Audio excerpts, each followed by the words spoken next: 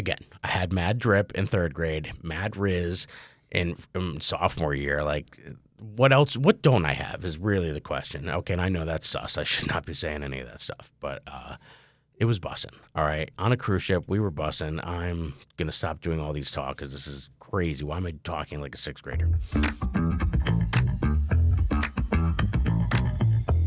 All right, welcome back to Jaywalking, episode 2. I had such a great time. I'm like, let's roll it back. Let's do another one. Thank you guys for listening. I had a lot of feedback from some great people in my life, people I hadn't talked to in a while, so it was really cool. But a note to those people out there, if you have someone that's, doing stuff on social media and a small business, whatever it is, I can't tell you how important it is to hit the like, subscribe, comment. I mean, you're sitting on the toilet. What else are you doing right now, all right? We know you're doing it. I'm not judging you. But just go ahead and leave a comment, like. All of that feeds the algorithm. I don't even know what that means, but that's what it does. So they tell me, young kids like Matt, my producer Matt, who was a student of mine, I'm just trying to learn here. So give that a like. It's a huge thing for anybody in your life that's out there doing stuff. So thank you for listening. Super, super appreciative. Today, different chapter of me. Last time we talked about this book, I was reading the 4 Agreements, and this week I want to do something a little different. So we're going to talk about sort of education is the big topic because obviously it was on my mind because of parent conferences. I had parent conferences the last 2 days, and it's, as a teacher for 20 years, I kind of like it. I believe in the product. I don't mind talking to the parents, like 10 minutes. And, it was really cool, but now it's different because I have my own kids, so I had to break off time to talk to my kids' teachers. And it's funny how fast the switch flips in your head from teacher mode and talking to other parents to then you're the parent. And it can be super hypocritical. Sometimes, they say nurses make the worst patients. Teachers make the worst parents. I think so. That's my opinion. Because I could feel it in myself. I can feel, Anakin turning into Darth Vader. And I'm just like, what am I doing? I often sometimes just kind of sit back and listen because I know what it's like to be a teacher. And so I think sometimes parents forget that and you kind of go into parent mode. You take the hat off.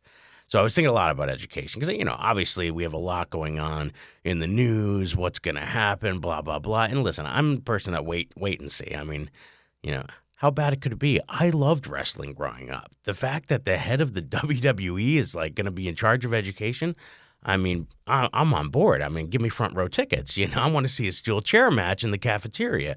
So I'm excited about the possibilities. But education in general, to me, a lot of that doesn't get affected sometimes when you're just in the classroom making connections with kids. I think no matter what policies come out, we all have the ability to make connections with kids, and that's huge. And that's something for me. And I think for anybody, we all went through school, And I thought about my own education because I'm looking at my daughters right now, and then they've been in the same district where I teach, and then it made me start thinking how is life different, And my daughter's in 5th grade, my other one's in 3rd grade. And I started thinking about myself. I'm like, oh, wow, I was already in 3 or 4 different school districts by then. And I was like, that's not normal. I hope my daughters, go to the same school. But at the same time, I'm kind of I had a lot of really cool experiences because we jumped ship so much, moved a lot. I was thinking kindergarten and preschool. I went to a public school in Scranton called John Adams. I don't think it's around anymore. But then we'd switch. And in 1st and 2nd grade, I went to a Catholic school in Dunmore. 3rd grade, we moved to Carbondale, went to St. Rose, and 4th grade, I had a stint where my dad had come back into my life and wanted me to live with him, so I spent half a year with him and his second wife, and then I was like, oh, that's not good, and I came back, and then it was just back and forth, and then in 11th grade, I went to 3 different schools. It was like Goldilocks looking for an education, so I had such a unique perspective. Catholic school, public school, private school. That I was like, oh, my daughters might not have that. I wonder how many people. I was talking with Matt before the show. I'm like, how many people have gone to the same school their whole life? Maybe leave something in the comments if you've switched schools. I know people say that they're military brats. I mean, I wasn't an Army brat. I was more of a Salvation Army brat. They raised the rent. We had to get the heck out of Dodge. So it was a different vibe. But I think it made me who I am. I was thinking about how many first days I had to go through, how many first days in the lunchroom I had to go through. And I don't recall having, The only thing I remember about lunch is we had a kid one year. I don't know what school it was, but he would bring in the shark fruit snacks, and in every pack was a great white shark. And he would give it, if he got two, he would give one away. And so I was just vying to be this kid's friend so I could get the white shark because we didn't have fruit snack money. We had like fruit money, or whatever we could get, but we didn't have fruit snack money. So, like, to me, that was a big deal. So I just remember those kind of things. I don't remember anything being like super hard. I remember in fourth grade, I switched to that public school. It was like up in Susquehanna, Pennsylvania, and they had been playing the recorder, that like plastic flute thing that, like, I don't know, you're supposed to raise snakes from the grass out of. I don't know what you do with them, but I wouldn't play it because I was embarrassed. So I just held it up to my mouth, and nobody said anything for the rest. I Milli Vanilli'd my way through fourth grade music, and nobody said a word to me. And so I was like, but I think along the way, the important part for me was the teachers that I made connections with. I was actually asking Matt if he had a teacher that he always looked forward to going into class every day, and who was that teacher? And Matt, do you recall what you told me when you said I asked you who was the teacher that you would be upset if they had a sub that day? Yeah, totally. So we had at the school district, you taught at, we had a kind of unique program. We had horticulture as a class. So that teacher was definitely the one I was looking forward to going there every day. Sometimes I would have it twice a day, just as like an extra elective. But that's the one where I was always like, if she's not there, it's going to be not as good of a day than if she was. Yeah, and I think she always had great energy. I love Peg. Shout out to Peg Tinder. If she's retired, she wouldn't. She's busy living her best life right now. But yeah, she was great because I actually would use her for like Valentine's Day, and I still use Miss Maurer, who's her, now in her position. And she would send flowers to like my wife's room because we worked in the same building, and so she was always great. And the kids always like making arrangements and getting real life experience, and helping me out, so I didn't have to call 1-800-Flowers. I could just call extension 432 and ask Peg to get something together for me. So that was cool. So I can vibe with that. I thought a lot about like the teachers I had and all the different schools I had, and I think for each, like Taylor Swift, we each have their era. Like my elementary school era, because I switched so many schools. I had this third grade teacher, Mrs. Utag, who I had just moved again. So it was like my third or fourth time moving since I was born. And I was just, it's like the Maya Angelou quote. And I don't know if it's Maya Angelou, but there was a quote that basically says, people don't remember what you taught them. They remember how you make them feel. And so I remember a lot about how I felt, and I had a really good, actually, it was WWF back then, but I had this killer book bag that had like Macho Man on it, The Ultimate Warrior. It had Hulk Hogan on it, and it was like a locker style book bag. So it was like a big square, like those weird toaster cars you see out there that are a little off center. It was like that of book bags because it had a top rack for your sneakers, because I went to Catholic school, so I had to wear dress shoes. But then you had recess, so it had a slot for my shoes, and it had a matching lunch pail with thermos. So I was feeling myself. My drip game was strong in third grade. And I really liked this teacher. She was a sweetheart. I think she was probably a first or second year teacher. So she had all that extra energy. And we had like a sticker chart to get like a pizza party. And the only thing I remember is, and it's funny because it's my birthday today, on her calendar, she had a calendar that she hung where she put all her birthdays. And the only embarrassing thing I ever remember in third grade was that my birthday is March 8th, which is International Women's Day. And if you know anything about me, that's kind of funny because I was raised by women. My moms are lesbians, and I was born on International Women's Day. So I don't know if that means I'm God's gift to women or I was meant to be one, but either way, it was a little embarrassing and 9 years old seeing your name next to International Women's Day. But aside from that, I really enjoyed that year. And as I moved on, I ended up switching schools at another time in fourth grade, like I mentioned, came back in fifth. And I think at that point in my life, I was a little bit like torn between the parents. Like, parents were playing a little tug of war with my custody battle stuff. So I think there was a lot of that wearing on me. So I think I started to act a little differently in school. I remember in fifth grade, we had DARE. Matt, you didn't have DARE, did you? Do you know what DARE is? Yeah, we had there. Oh, okay, cool. Yep. It's a drug abuse resistance education, and so I was such like a smart aleck that year. I just wanted to like that like I would admit to doing all the drugs he was giving us the nicknames for. Like that was my thing. And then he was so mad. He's like, I'm going to take you outside and drug test you. And I wouldn't back down. I just kept saying, all right, let's go. And I was just so bad. I broke the Mary statue in our classroom that year by goofing off when there was a principal, and I remember getting drugged down by my ear. Like I was just in a bad place, but I was just acting out. And so and I had Mrs. Evans that year, and what she must have had to deal with me, and like was just she's a classic mom herself. She had 3 kids. I actually got to know her in high school because her son was in school with me, and we became friends later in life. And so I was always over there. So I actually formed a pretty cool relationship with her after I was an adult. But man, she had to deal with something with me. And then 6th grade, we'll call her Mrs. Smith. And Mrs. Smith and I didn't see eye to eye. I actually skipped like 40 days of school that year because I remember seeing it when we had the report card. There was that big number on the bottom right of it in that manila envelope I had to bring home back before it was all digital. And I just remember seeing all those days, and I couldn't believe that I had given up school for Lent. It's just I'm not. It's very serious. I can't come in on Fridays, and that's pretty much how I treated it for quite. I just kept taking long weekends, and my moms were both working. My other mom was putting herself through like nursing school at the time, so I was able to like pretend like I was going to school double back. And the only thing that got me out of that funk was we had this thing in 6th grade where you picked out of a hat the different jobs around the school. It was supposed to be this because we were moving on to junior high school after that. So there was like this, end of 6th grade project. And so I picked out 3rd grade teacher, got Mrs. Uteg's classroom. And I just remember taking it so seriously. I mean, I took the teacher's edition home. That's when I found out the answers were in there.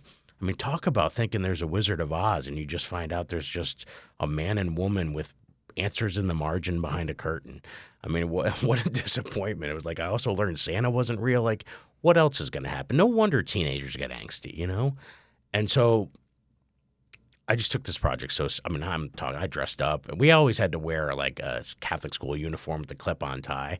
I had a real silk tie, purple shirt, purple tie.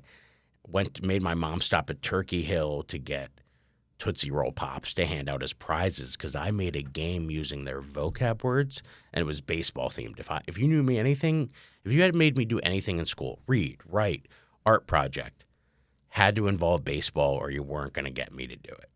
And so I made a baseball game where I divided the class into 2 teams, gave them a word to spell when it was their turn to up. And if they got it, they would advance a base. If they didn't get it wrong, they got an out.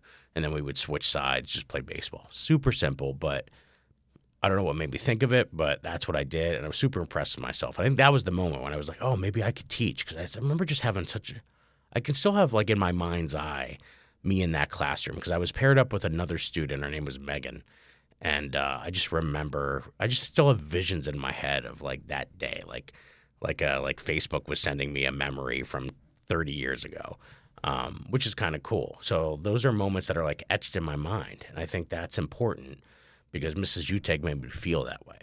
And, I don't know if that Maya Angelou quote is real or who did it, but I can resonate with me in the same way. Last episode, we talked about like the 4 agreements and the tuning fork. I was having those same feelings and I'm like, oh, I got to follow that. And as I got into college and things, like, how did I get to Spanish and Latin? That's a lot of times people ask me. Listen, we barely speak English, all right? Like, my buddy Steve Rinaldi has a joke about being from South Philly, then his wife's bilingual and he's barely lingual. That's how I felt with most of my upbringing. And the only thing I can think about is I wanted to be different. I already knew I was different. I was hiding that I was different. So I was like, well, let me explore some other ways I can be socially acceptably different. And I just had a lot of opportunities that I took. The first of which, we went on a cruise when I was probably in 9th grade. And on this cruise they had like a teen club and a kids club, and I was perfect age for that because then I could just go do my thing all day on the ship. And then we would go on excursions when we were at port, whatever. So they had a teen club. There were like 50 girls from Panama on some rich girl's quinceanera whose dad just said, "Oh yeah, we're gonna send you and your 49 closest friends on a cruise ship." Like I need those friends in my life. So obviously, I met a lot of young Panamanian girls, and was in Spanish 1. I was at like I don't even know what I thought I could do. I had like one word I would repeat, like bonita, beso. Like I'm just, Duolingoing my way through this before there were apps, before any of that stuff. And I just remember that was the first time, like, oh wow, I could communicate. Like, listen, I didn't. I was competing with some kids that looked like they were the future of the Jersey Shore cast. And I was an okay looking dude. I was always usually pretty thin and athletic, but I didn't. I was trying harder with speaking Spanish than they were. They were just speaking loudly in English at them, and I think they just loved that I was trying. And I've had this young lady that I'd made a connection with, and not like in the biblical. I didn't know her in the biblical sense. We just kissed, but. You're not supposed to kiss and tell. Shit. All right. Well, we'll edit that later.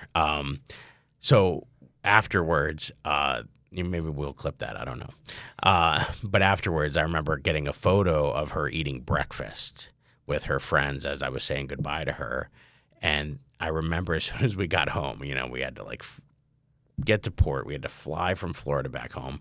The first thing I made my mom do before we even got home was stop at Ames, I think was the name of the department store, and we had to drop off my disposable camera or my camera roll because I wanted it developed like ASAP, and you had to wait days. It wasn't even 1 hour at that point, and I just couldn't wait to get this photo back and just remember that moment. And so, I think a lot of things start like that. So I was like, oh, wow, look how many people I was able to interact with, and I barely Spanish 1, we had block scheduling, so I guess I had double the time at that point. But I had mad drip in 3rd grade, mad riz in sophomore year. Like, what else? What don't I have is really the question. Okay, and I know that's sus. I should not be saying any of that stuff, but it was bussin'. All right, on a cruise ship, we were bussin'. I'm gonna stop doing all these talk because this is crazy. Why am I talking like a 6th grader?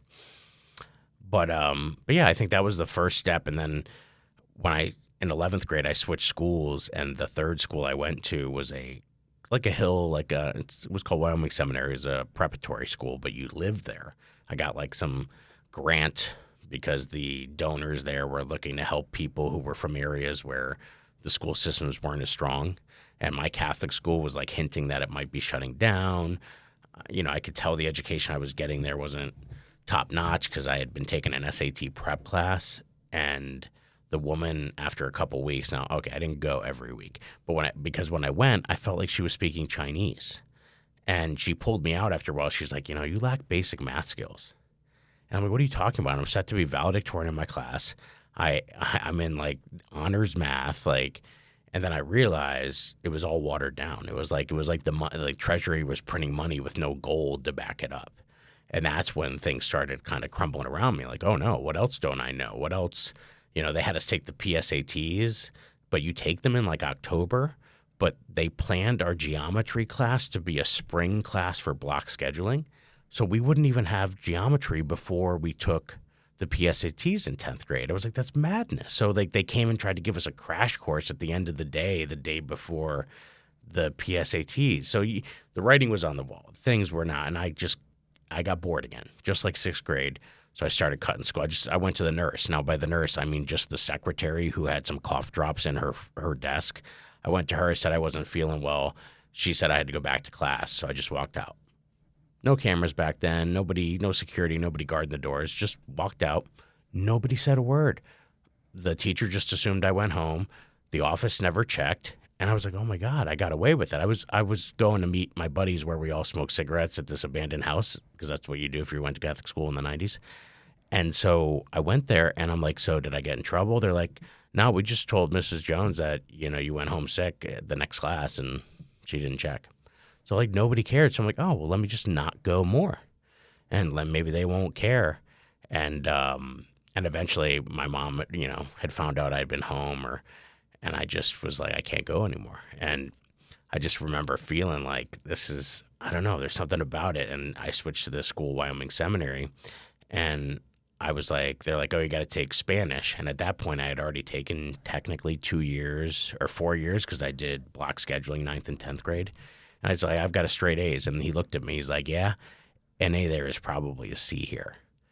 And after the first trimester of their Spanish 3 class, I had a C. I was like, oh my God, because the woman was speaking all in Spanish. I'm like, what are you doing speaking in Spanish? And, and after you get past like the first year, it's like 100% in Spanish. And I was just so lost. I was just barely keeping afloat. And it was true. And I was like, oh my goodness. So I'm like, well, I don't need this. I'm going to be a doctor. I'm going to take Latin.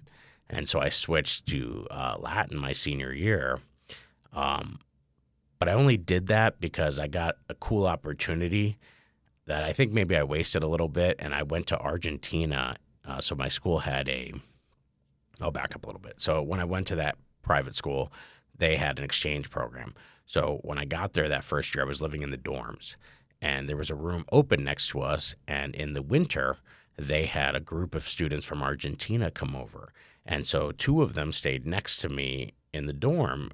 And it was so cool. They got there, but nobody told them they had to bring sheets or stuff for the dorm. So my mom actually went to Kmart and brought a bunch of stuff for them, and we became really cool friends. And then we made it a pact that, maybe I would come visit him. So I was able to do our exchange program. So when it was the winter here, it was the summer there. So they did this kind of summer thing. So then in our summer, in between my junior and senior year, I went and actually lived with the kid that stayed next to me, Julian, and his family, who were amazing. I actually still stay in touch with him on Facebook. He's actually a musician for like the National Orchestra of like Buenos Aires. Like he was huge into music. Because I remember when I landed, he wasn't there when I met his family. And they're like, oh, he's at music practice. He'll be back later. I pass out from the jet lag. He wakes me up. It's like 10 o'clock at night. I'm apologizing because I know he wanted to take me out that night. I'm like, oh my goodness, I'm so sorry. I fell asleep. I was tired.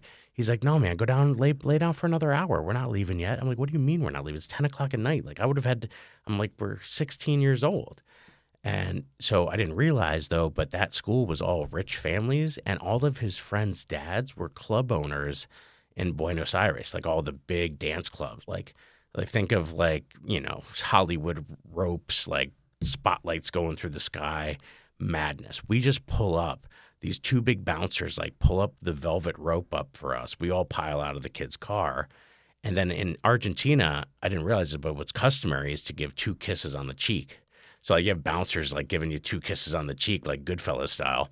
And so we go into this massive club. There's massive lines around, and we get to go to this VIP area.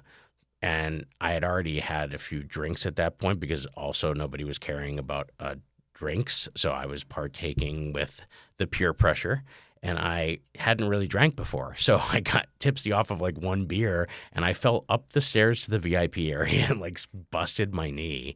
We get up to the area, sit down. Then they have champagne and Cuban cigars on the table. So now I'm smoking a Cuban cigar. By the way, nasty, but I pretended I was cool because remember, Riz drip.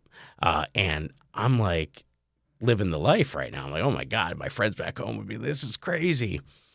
And it was because then they had to have their friend who was a doctor come see me the next day to check my knee out. And I didn't get home till like 4 a.m. when they dropped me off. And my buddy had gone home before me. They let me stay out. And I had to knock on the door. I didn't have a key. So now I have to like hit the buzzer for the house at 4 a.m. I'm like, this isn't going to be good. And so I do it, and my host dad comes down in like these leopard bikini briefs, opens the door and just turns around and probably says something in Spanish to me because he didn't speak any English, and he just walks away. And I'm just like, this isn't real life. Like, where am I? How is this? How I'm going to I'm 16 years old. And it was just like, yeah, we're not, it was a whole different, it was culture shock to the nth degree. And I slept. Oh my God. Like my host mother said she came in to check, make sure I was still breathing because I just slept through like the next day. But I was just like thinking of all those experiences I've had that are so wild. And I say I almost squandered that opportunity because when I went to school, I didn't realize their school was bilingual. So they had half their day in English, half the day in Spanish. And then you had a ton of rec time throughout the day built in where you can go out and play soccer, basketball, just hang out. There's like a little cantina to get snacks. And it was like being at college. It was crazy. And then in the middle of their day, you just get like 2 hours free. Like from like 11 to 1, it's just lunchtime. So we would go home. Sometimes his parents would come home from work. They had like a maid. So like they would have dinner made for us. So when we came in, we'd all sit down and have lunch together, maybe take a nap, go back to school. And after a while, I met this kid from, I guess he was from South Africa, and he had moved there because his dad started working there. He spoke English. And so I had intensive Spanish classes in the morning, and then I followed my host brother for the afternoon. And in the afternoon, all his classes were in English. So instead of saying, "Oh, can you switch me to a school class with people I didn't know?" I just started going out at lunch with the South African kid, and we would just not come back. We would just we would just not. Nobody cared. I went to my Spanish classes. And then we would go explore. Went to the movies. It turns out you could get a beer at the movies, and they put like grenadine in it to like make it cool colors. Like, this was great. I was like living my best life. And it was summertime for me. So it wasn't like, this was extra school for me, the way I saw it. But I wasn't speaking Spanish, and I was frustrated because the Spanish they were speaking was different. The pronunciation of like the most basic words, super different. Like, you've probably all watched Dora, so you know, like E2. They didn't say E2 for like, "Oh, how are you?" "Oh, I'm fine." "And you?" They said "y vos." So they would use sort of like this plural you form that Spain uses, and they like truncated it to get super nerdy and grammatical on you. But it was weird. And then like the word for she, ella, they would say like it was the continent Asia. And so just some of those slight differences, I was getting frustrated, and I wasn't pushing myself to use that opportunity. So I came out of there not really speaking Spanish, to be honest. And it wasn't until college that somehow my advisor knew I had a history of Spanish, and at that point I had switched to Latin because I thought I was going to be a doctor. But then I realized I didn't like science and almost failed bio, so that wasn't working. And I realized that once I started taking Latin, that was like Latin's parent. So I had a lot of strong connections to make. And then I was like, oh, okay, I could do this. And like the two started helping each other. I went to Spain for 6 months, and I went on a mission. I said, don't waste this opportunity. If you're going here, you do not speak English. I don't care how hard it is. And so I stayed away from a lot of the people I went there with because I was afraid. And the first homestay was a bunch of American kids for an apartment that the host parent bought. So you weren't living with the host people. They bought an apartment for exchange students to like make some money. So I went to the company. I said, that's not going to work for me. I can't waste this opportunity. So they repurposed me into this home with these 3 old women that were sisters whose parents were wealthy. So we had this like corner penthouse apartment across from what was basically Broadway and Times Square of Madrid, right on the Gran Via there, which is Broadway. Killer. And they had some other exchange students, but they were Spanish. So it was much more of a familial experience. They had a family from Peru that helped them take care, like a live-in nurse, and the nurse had 2 kids that lived there. So it was perfect. And I was like, I spent 6 months there, and I think that was what finally pushed me over the edge. The thing that I said to myself that I could speak Spanish was because I once ordered pizza from a payphone in the middle of Times Square Spain, Times Square, to be delivered to my house there. And when I could do that with all the background noise and with them and no kind of verbal gesture clues, I was like, oh, that's incredible. And I started dreaming in Spanish, and it was just when I got back, I was like, oh, I got to do something. And my teacher's like, oh, I got just the place. And she sent me to Kensington. I was like, have you ever been to Kensington? But they had a beautiful community center there. At the time, it was called the Cardinal Bevilacqua Center. And I was like, what am I going to do here? And like when I was like got there in the mornings, it was a different place than I had been before. But the center was beautiful. People were so great. They actually had me teach a GED class in Spanish. I wrote the curriculum and taught the first ever GED class in Spanish for the city of Philadelphia. So that was like a really cool thing I had on my sort of resume early on. And that was like one of the first times I really started teaching. And I'm like, oh, how can I? And they were just so happy to have me. They didn't care that I was speaking broken Spanish or that I wasn't perfect or I wasn't using the subjunctive mood properly. That didn't matter. right? I was making them feel valued. They were taking English classes, but they couldn't do chemistry and some of those more advanced things in English. And so it was easier for them to also be doing these classes in conjunction with the English classes. And it was really cool. I still have a good friend of mine that I still kind of talk to that we always reach out to each other on Facebook. So it's like, it's just a lot of fun. So I'm grateful for all the people, but I think every time as a teacher, and I feel myself with all the constraints of what's going on and trying to be the best teacher, I could feel myself getting as passive aggressive as my sixth grade teacher sometimes. And I have to ask myself every day when I go in there, do you want to make them feel like it's Mrs. Uteg's class or Mrs. Smith's class? And, I think that's a decision that sometimes is hard because we have so much going on right now and teachers are faced with so much more than they ever were. But I truly, every day, I just ask myself, like, what were those teachers that I really loved and how can I infuse some of that in my classroom so that kids want to be there and aren't trying to escape, aren't trying to use the bathroom, aren't trying to, because it's on me. It's like as a comedian, I don't want to blame the audience. I want to blame myself for not delivering. But teachers nowadays, I don't think they should have to do that because, we are under such constraint. We're being asked to do so much. I got to monitor what they're doing on a screen. I got to make sure their phones are away. I got to make sure they're not vaping in the bathroom. I'm like, I have 3 master's degrees. I'm so overeducated, and 90% of my job is making sure kids aren't vaping in the bathroom. That's insane to me. When do I teach? When do I even get into talking about more in-depth curriculum stuff? We have so many balls to juggle. Elementary, even more, because they got to teach all the things and manage all the things. And it's an intense job.